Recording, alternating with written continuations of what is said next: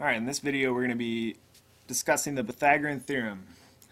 The Pythagorean Theorem states that the square, or the sum of the squares, the sum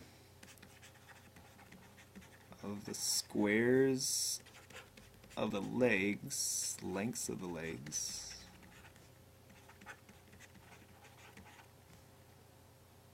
equals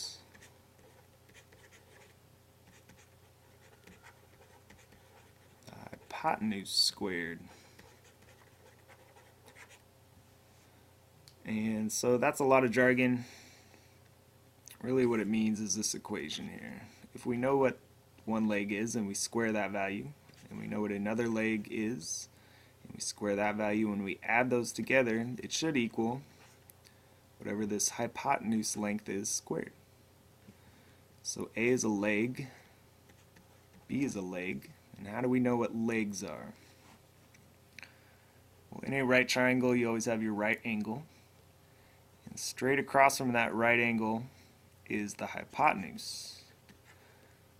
So that's C. Hypotenuse is our C variable.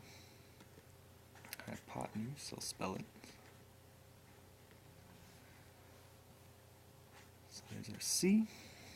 So if you always find the right angle, you'll always know which one is the hypotenuse because it's across from it. And the other two legs, or what they're called, those are the other sides.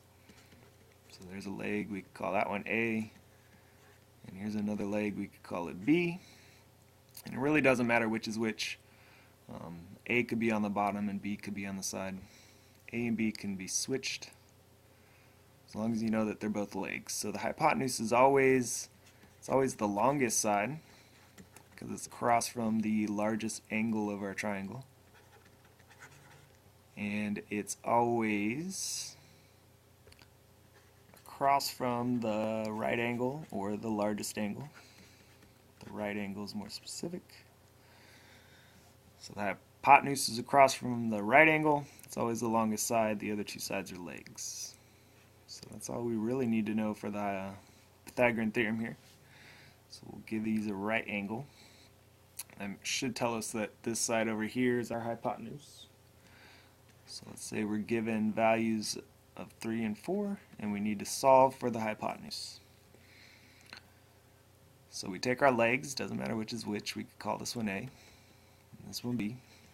That means that X is our C, our hypotenuse. So 3 squared, A squared, right, plus B squared, which is 4, so 4 squared, equals C, or X squared. So now, simplify. 3 squared is 9, 4 squared is 16. Still equals our C or our X, it doesn't matter which. Add these up, we get 25 equals X squared. In order to solve for our X squared, remember that we square root both sides. So X is 5. So the hypotenuse over here is 5. And just a side note, this happens to be a special right triangle. It's called a 3, 4, 5.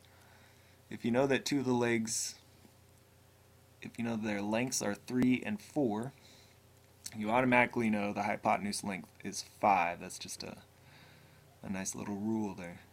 Also, multiples. So if these these lengths are doubled or tripled, it doesn't matter. Let's say we had a 6, 8, and 10. That would be the same scale factor. And so that would be still a 3, 4, 5 triangle. But we'll get into that in later videos. Let's give this one a right angle here. Let's solve for a missing side. Let's say we're given the hypotenuse, but we're missing a leg.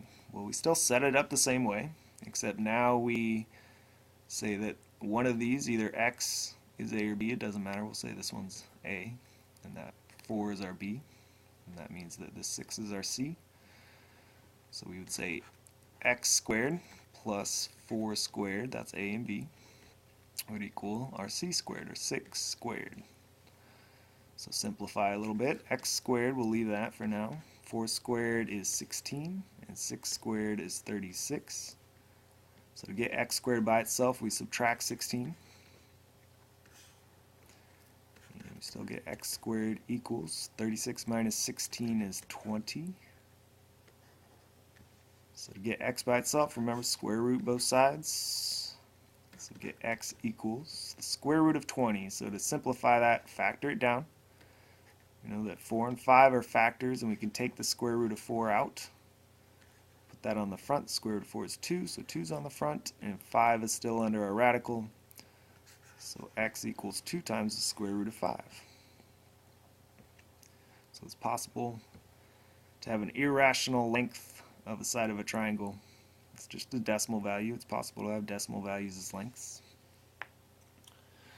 One last example you might see is that you'll see a quadrilateral. Could be a square, it could be a rectangle. This one in particular, we're just going to say is a rectangle of some kind. We don't know that the sides are equal, but all the angles are 90 degrees. So at least it's a rectangle. Let's say we knew that side length was 5 and 8, and so we're missing again the hypotenuse. So even if it's in the shape of a quadrilateral here, it's still just a triangle. If we ignore this top part, we still just have this triangle here. So 5 is our A, 8 is our B, let's say again, it doesn't matter, and X is our C. So set up your equation. We'll say 5 squared plus 8 squared equals x squared or c squared. Simplify a little bit. 5 squared is 25. 8 squared is 64. And keep simplifying. So add these up. Get what? 89. So our x squared is 89, so get x by itself, square root both sides. Can we simplify 89? We'll try and factor it. It seems pretty prime, so I'm guessing that we can't simplify it. So x equals square root of 89.